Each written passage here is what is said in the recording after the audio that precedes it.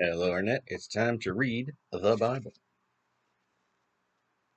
All right, let's begin our marathon, as it were. I'm going to try to knock these out fairly quickly, so I may speak a little faster than normal. I was going to do Boba Fett basically the whole time, but that felt boring. I'm still going to try and go kind of low, not low effort, but low strain voices, so no like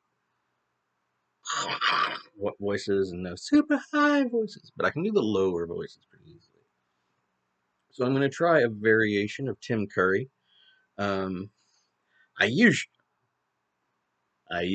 do the kind of flamboyant and high energy Tim Curry. However, Tim Curry has another setting, a more deliberate, aesthetically mellow Tim Curry. So we'll try that this video and see if I like it going forward. The new, I have to say this chapter and verse first. We are in 2 Kings, 20th chapter 23, verse 31. Chapter 25, verse 30.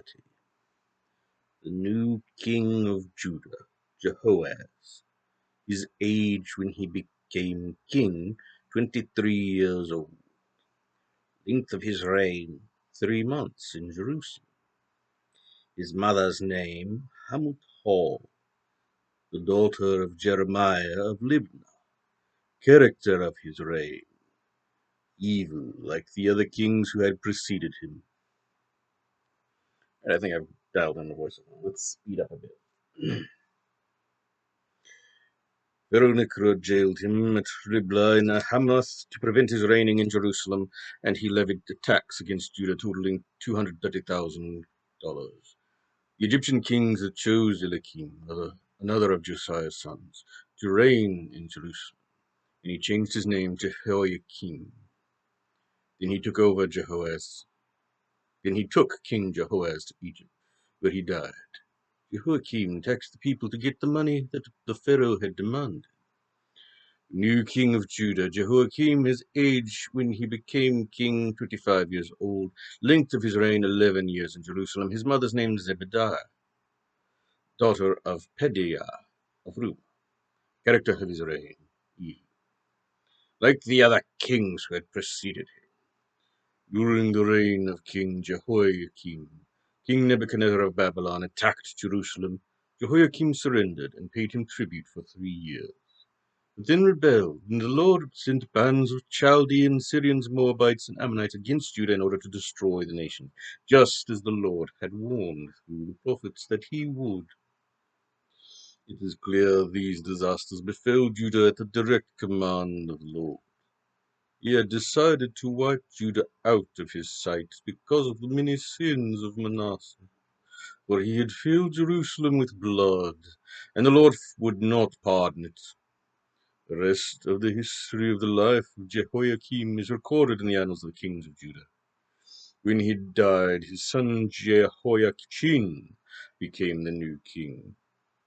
That's not confusing at all, king and chin. Just add a numeral, give him the same name. In any case, the Egyptian pharaoh never returned after that, for the king of Babylon occupied the entire area claimed by Egypt, all of Judah from the brook of Egypt to the Euphrates River. The new king of Judah, Jehoiachin, his age at the beginning of his reign, 18 years old. Length of his reign, 3 months. In Jerusalem.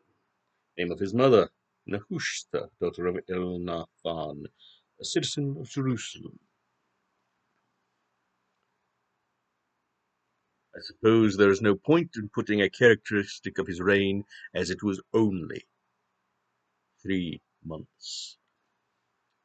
During his reign, the armies of King Nebuchadnezzar of Babylon besieged the city of Jerusalem.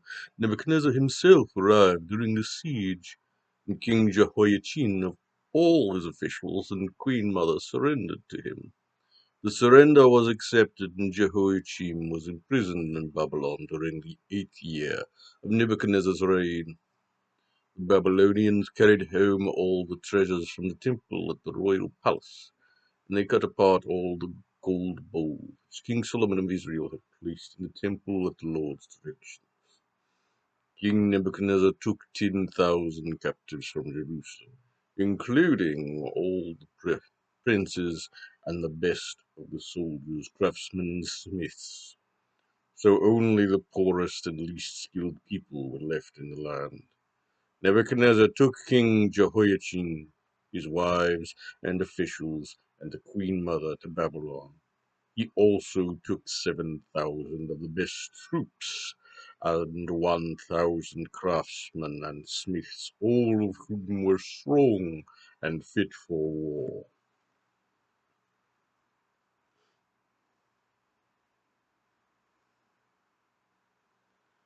Then the king of Babylon appointed King Jehoiachin's great uncle Mattaniah to be the next king, and he changed his name to Zedekiah. His age when he became king, 21. Length of his reign, 11 years in Jerusalem. His mother's name, Hamutal, daughter of Jeremiah of Libnah. Character of his reign, evil, like that of Jehoiakim. So the Lord finally, in his anger, destroyed the people of Jerusalem and Judah. But now King Zedekiah rebelled against the king of Babylon. Then King Nebuchadnezzar of Babylon mobilized his entire army and laid siege to Jerusalem, arriving on March 25th of the 9th year of the reign of King Zedekiah of Judah. The siege continued until the 11th year of his reign. The last food in the city was eaten on July 24th. And that night the king and his troops made a hole in the inner wall and fled out toward the Arabah, through the gate that lay between the double walls near the king's garden. The Babylonian troops surrounding the city took out after him and captured him in the plains of Jericho, and all his men scattered. He was taken to Riblah, where he was tried and sentenced before the king of Babylon. He was forced to watch his sons killed before his eyes. Then his eyes were put out, and he was bound with chains and taken away to Babylon. General Nebuzaradan, the captain of the royal bodyguard, arrived at Jerusalem from Babylon on July 22nd of the 19th year of the reign of King Nebuchadnezzar. He burned down the temple, the palace, and all the other houses of any worth. He then supervised the Babylonian army in tearing down the walls of Jerusalem. The remainder of the people in the city and the Jewish deserters who had declared their allegiance to the king of Babylon were all taken as exiles to Babylon. But the poorest of the people left to farm the land. The Babylonians broke up the bronze pillars of the temple, and bronze tank and its bases are carried all the bronze to Babylon. They also took all the posts, shovels, fire pans, snuffers, spoons, and other bronze instruments used for the sacrifices. The gold and silver bowls, with all the rest of the gold and silver, were melted down into bullion. It was impossible to estimate the weight of the two pillars and the great tank and its bases, all made for the temple by King Solomon, because they were so heavy. Each pillar was 27 feet high, with an intricate bronze network of pomegranates decorating the 4.5-foot capitals at the tops of the pillars. The general took Seraiah, the chief priests, his assistants Zephaniah, and the 3 temple guards to Babylon as captives. A commander of the army of Judah, the chief recruiting officer, 5 of the king's counselors, and 60 farmers, all of whom were discovered hiding in the city, were taken by General Nebuzaradan to the king of Babylon at Riblah, where they were put to the sword and died. So Judah was exiled from its land. Then King Nebuchadnezzar appointed Gedaliah, the son of Ahikam and grandson of Shaphan, as governor over the people left in Judah. When the Israeli guerrilla forces learned that the king of Babylon had appointed Gedaliah as governor, some of these underground leaders and their men joined him at Mizpah. These included Ishmael, the son of Nethaniah, Johanan, the son of Kareah, Seraiah, the son of Tanhumeth, and Netophathite, and Jazaniah, son of Maachithite, and their men. Gedaliah vowed that if they would give themselves up and submit to the Babylonians, they would be allowed to live, and the land would not be exiled. But 7 months later, Ishmael, who was a member of the royal line, went to Mizpah with 10 men and killed Gedaliah and his court, both the Jews and the Babylonians. Then all the men of Judah and the guerrilla leaders fled in panic to Egypt, for they were afraid of what the Babylonians would do to them. King Jehoiachin was released from prison on the 27th day of the last month of the 37th year of his captivity. This occurred during the first year of the reign of King Evil Merodach of Babylon. His name is really King Evil Merodach. That's amusing. Oh,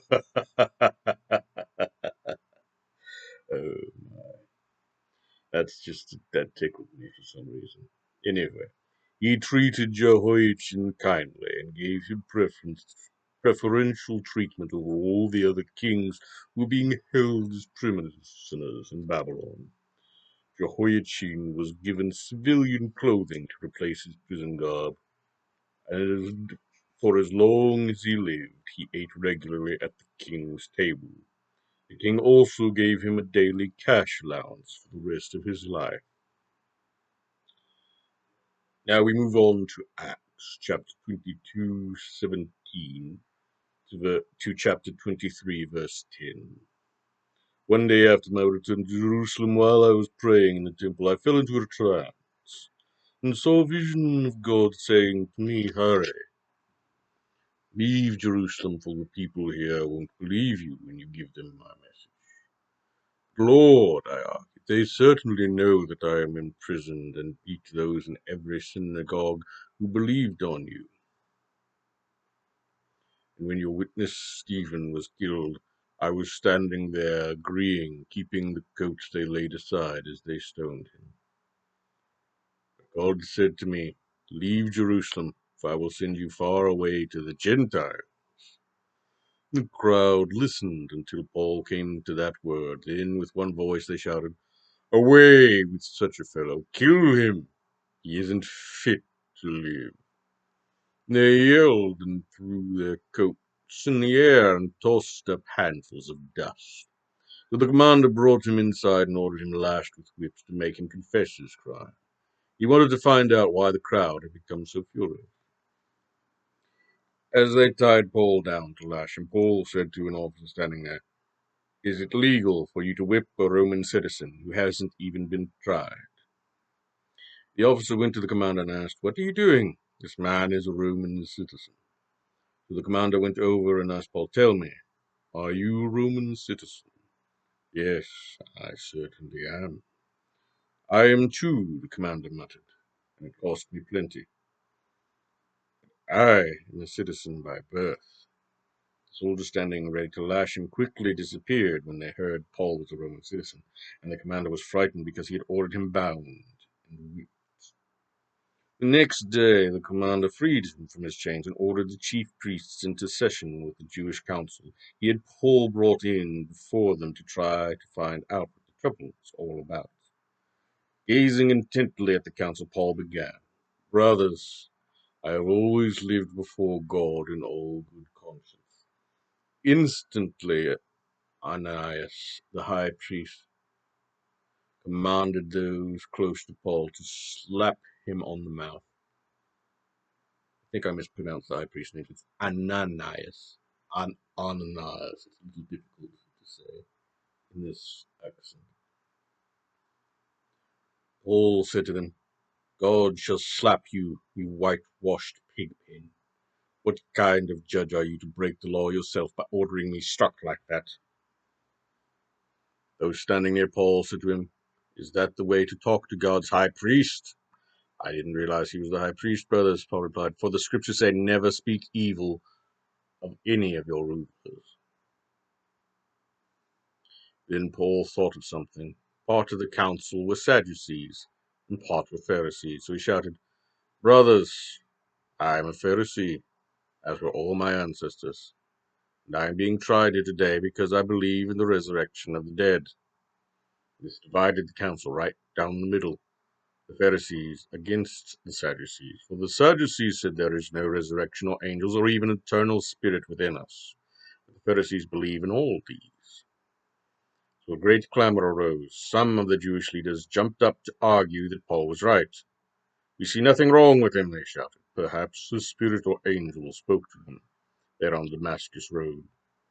The shouting grew louder and louder, and the men were tugging at Paul from both sides, pulling him this way and that.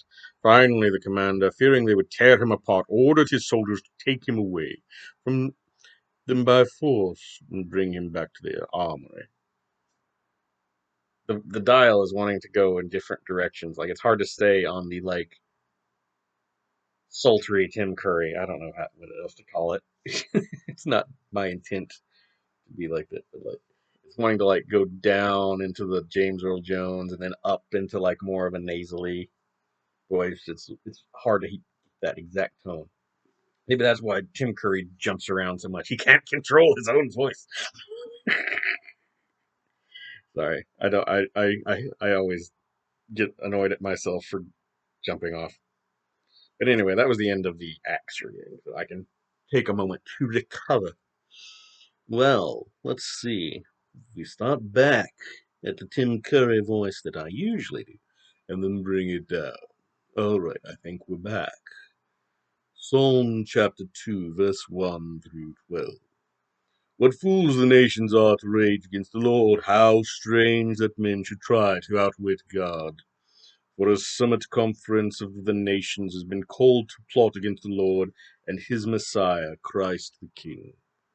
Come, let us break his chains, they say, and free ourselves from all this slavery to God.